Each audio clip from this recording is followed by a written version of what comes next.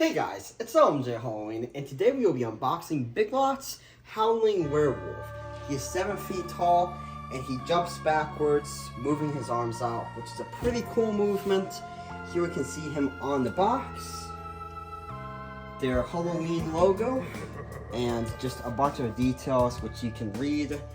I'll read some out for you guys. He makes scary, howling, growling noises, and he is also activated by sound, motion, or foot pad. Now, let's check out the left side of this box. So this box has got handles on the sides, which is really nice and convenient since this is a huge box. And not only that, it's really heavy as well. Now, let's check out the back, which just looks exactly the same as the front. And the final side, which just looks the same as the other side. There is no printed box at the top. Going to get the top now.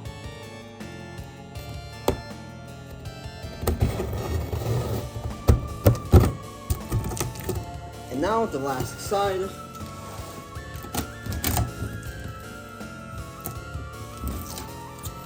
Let's check out what's inside. Okay, so I can see the werewolf right away. So straight off the bat, it is a safe assumption that this prop is techie design. However, there was no techie logo on the box, so I'm not too sure yet. These two boxes are filler boxes.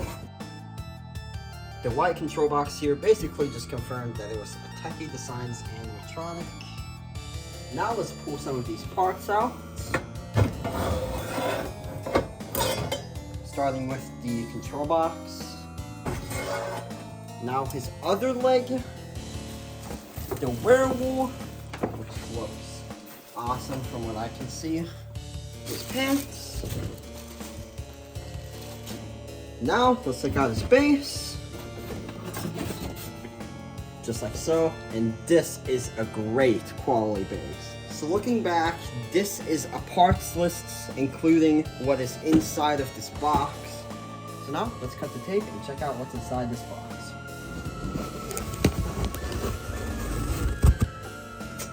So once you cut the tape, we will check out what's inside. So these are the arm poles with foam already on them. And here's a bag with his left and right feet. His hands. Here are 2 metal frame pieces. They could be the waist frame, we'll find out.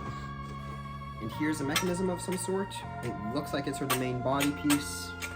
Here we have some poles and a spring for the lunging movement. And here is the main mechanism piece. This is definitely techie. Here we have laid out his parts nicely. There are not too many parts considering his size.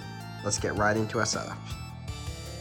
So for the first step, you're going to put the base down, then grab your 2 A poles.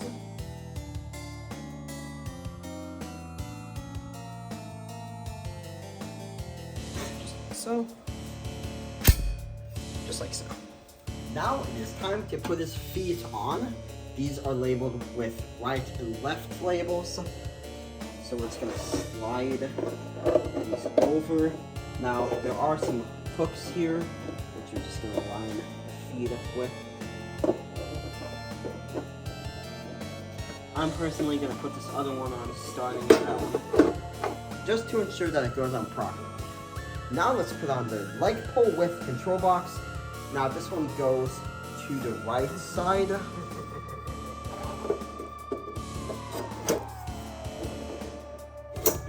Just like so. When you're attaching these poles, just make sure you lift his feet up so that you can snap lock it in properly. Now, let's attach his right pole, but if you're looking at him from the front, like you are in this video, it would be his hand. But as I said, you're gonna have to lift up his feet before snap locking him in, just like so. Now, you'll slide the pants over the poles.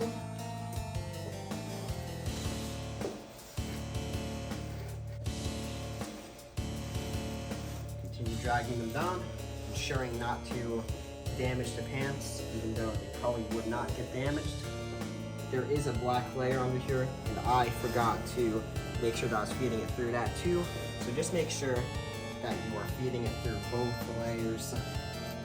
Just like so. Again, make sure you feed it through the black layer of fabric as well. Now we're going to attach this, what is supposed to be mechanism piece, labeled D, E, G, and F. Not too sure which one it is, but we're just gonna put it on, just like so. So once you've put the mechanism on, you'll put the spine pole labeled F on. So now we're going to attach the pop-up mech. Now there is this bolt thing with a cotter pin on. I already took it out a little bit for convenience. Make sure not to lose any of these parts because they are crucial. Now we're going to put the pin through the pop-up mech. Making sure to line up the holes just like so. And I'm going to pop this cotter pin right on through. Just like so. Now, similar to Mr. Dark, there is this little piece right here. And you gotta push in the spring so that it attaches properly, just like so. So for this next step, I will be putting this right spring on. Lucas will be putting the other one on.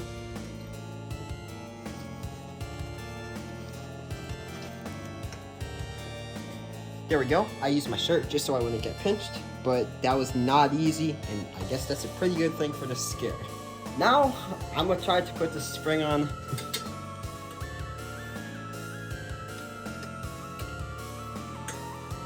And for the next step, we're gonna put the head and body on. It's already pretty tall, so it's not the easiest job, but it's also not too hard. So snap lock it in, just like so. So now we're going to attach his back forms, one of which has a yellow sticker on it, and the other with a blue one. So now let's go around to his back and find their respective areas. So this blue one goes towards the top. And this yellow one goes towards the bottom. And they've also labeled the holders here with the sticker so that you know which side they go on. Now we're just going to put his clothing over it. So now we're going to attach one of his arms with foam labeled L.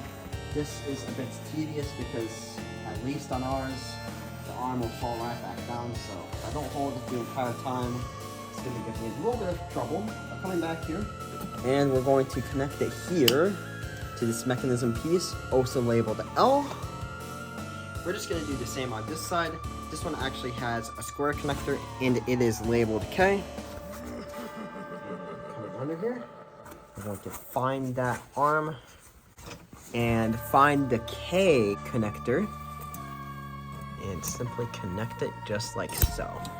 So now we're going to attach his right hand, and you're just going to snap lock it on just like so.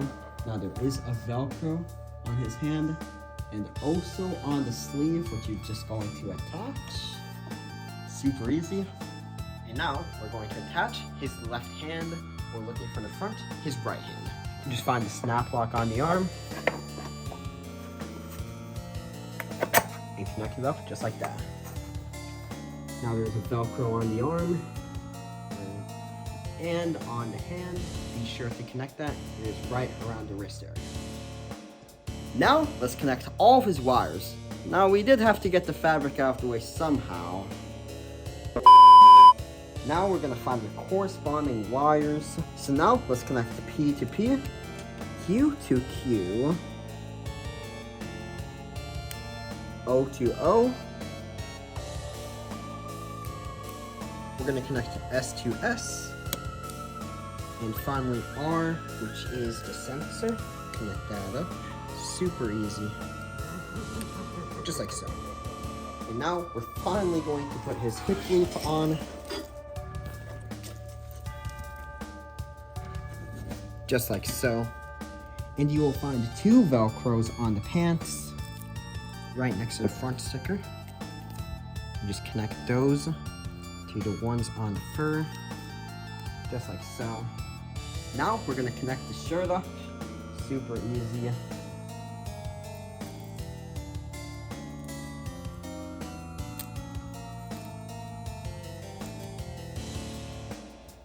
that, he's starting to come together. So now it's time to make our adjustments on the control box, such as switch position. Gonna have it on. Gonna adjust the volume to my liking. And there is a 6-volt 3-amp adapter jack. I just want to give a huge thank you to our Raven Scarecrow for allowing us to borrow Dr. Payne's adapter. Right here, it is plugged in.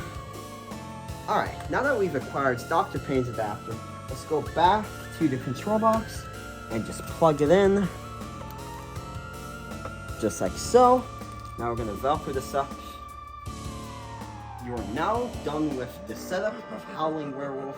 He is huge and he is awesome. Let's check out a demo.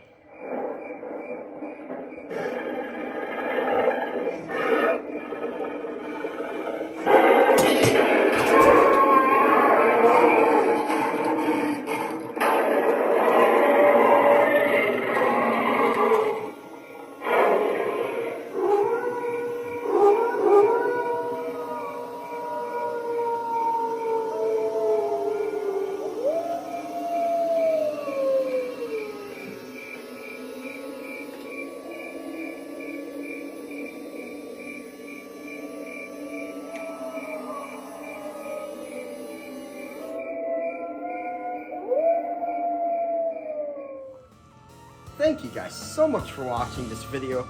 We hope you guys enjoyed it. See you next time.